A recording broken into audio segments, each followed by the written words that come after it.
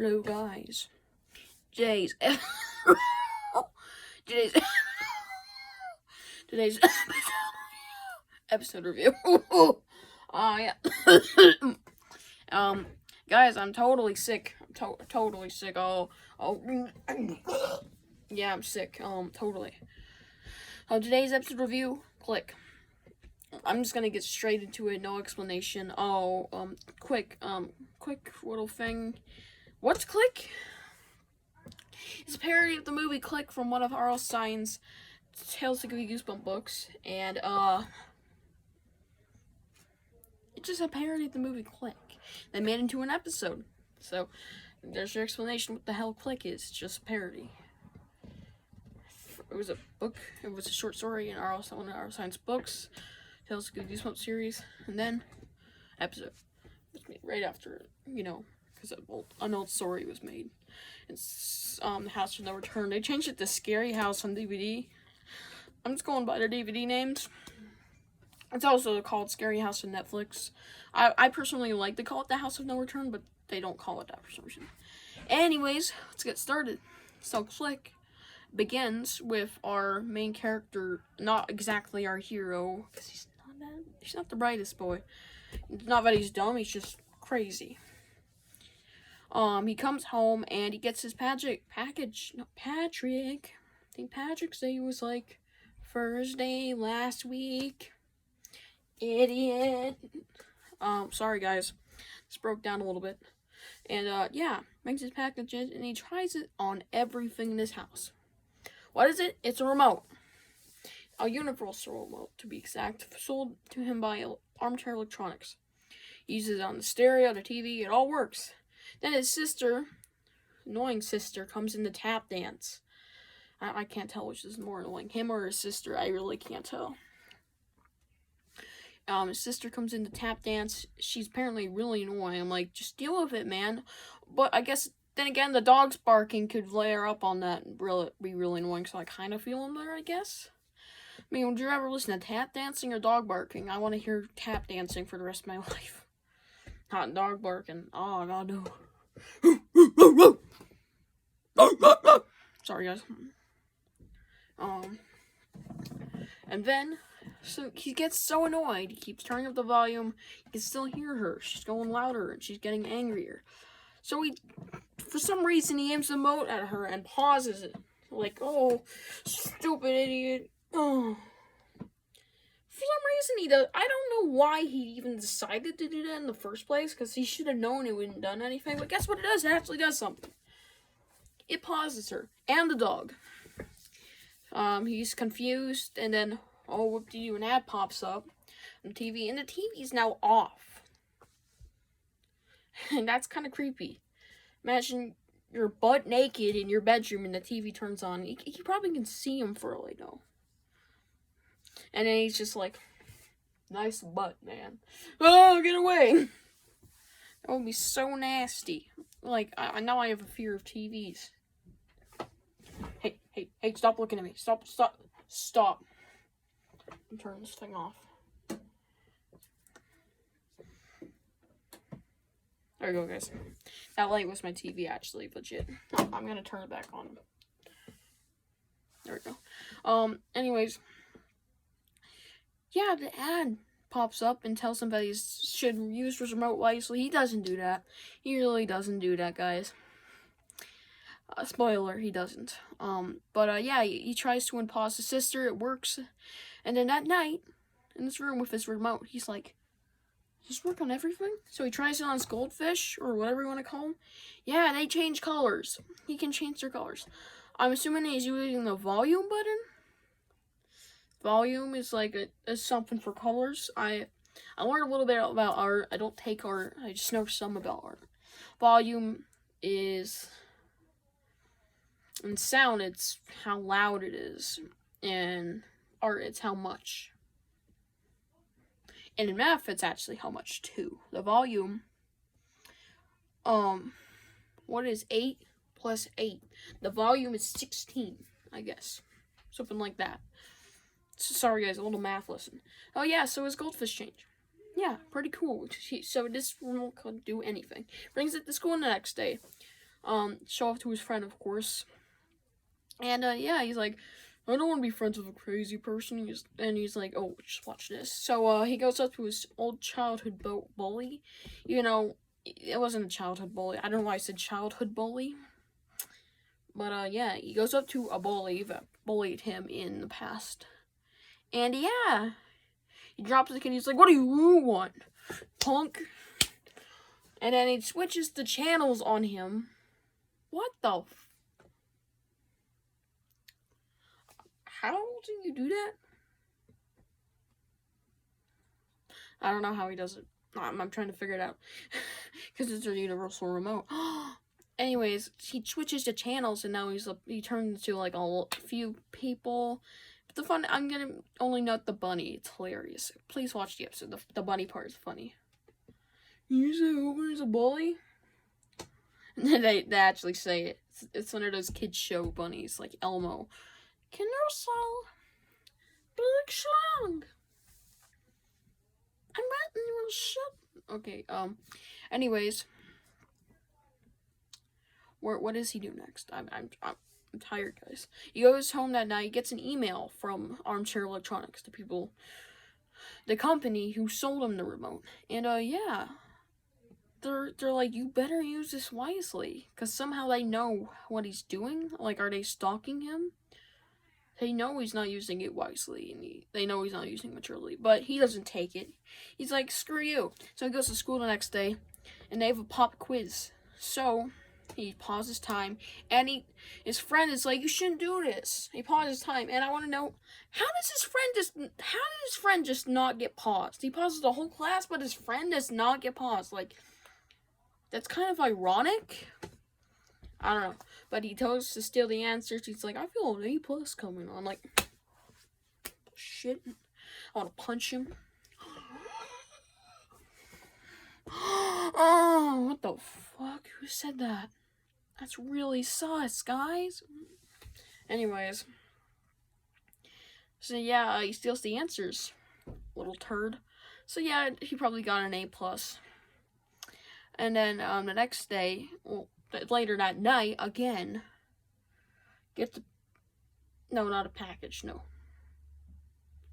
No, he does get a thing, but he does get something in the mail at night. I mean, I've had it before, so. And yeah, it's something telling him to stop again. He's like, shut up! But the next day, I'm doing this in order correctly, I hope. It should be in order. But, anyways. Now he's, the next day he's in the living room with his family. And, yeah, his family's mad at him. Because his sister's trying to tap dance again. This family finally steps in, his mom and his dad. And they're like, stop! And he's like, pause. He's like, no, stop. And he unpauses.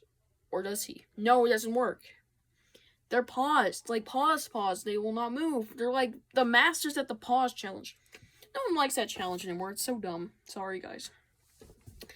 But, yeah, they're doing the extreme pause challenge now. So he calls over his friend. And now they're trying to figure out what's wrong with the remote.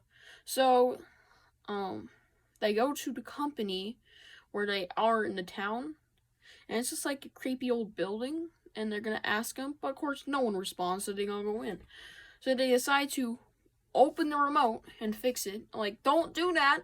You can explode the universe for all I know if that thing can control time and space. Like, pause. Asteroid hitting Earth? Not on my watch.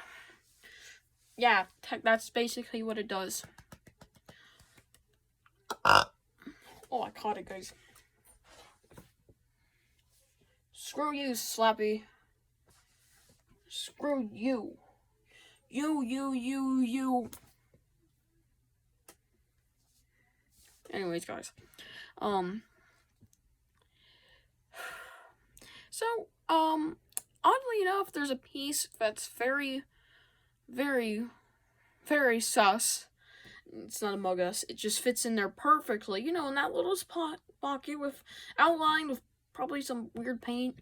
And yeah, they put the little piece in there, and it's fixed magically. Fixed. Like, I thought the circuits would be complex, and it's so simple. Like, what? Why are they so simple?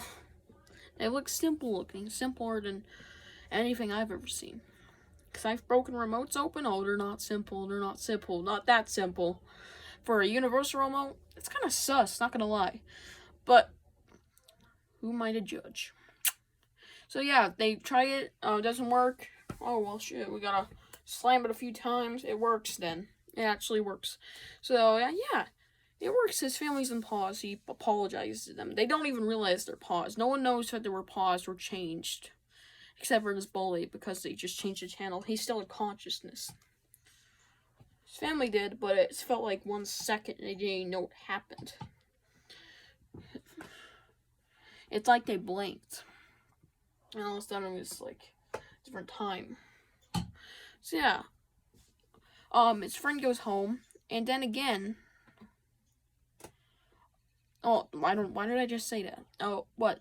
Then when his friend goes home, he goes to the trash. Our main character goes to the trash and pulls out the remote. They threw away the remote, and then he's just like, "You think I was that stupid?" I'm bringing the remote back to school. So now he brings back the remote. He brings back the remote to school, and guess what he does? It's the devil's thing. Or I mean, his friend finds out about it, and he's like, "Oh, it magically kept appearing in my room, like the best excuse ever." Hoping that wasn't the cover.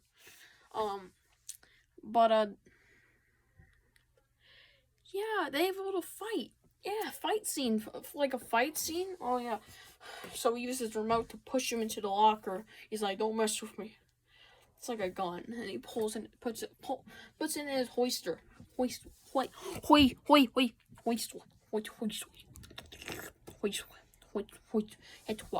Sorry, guys.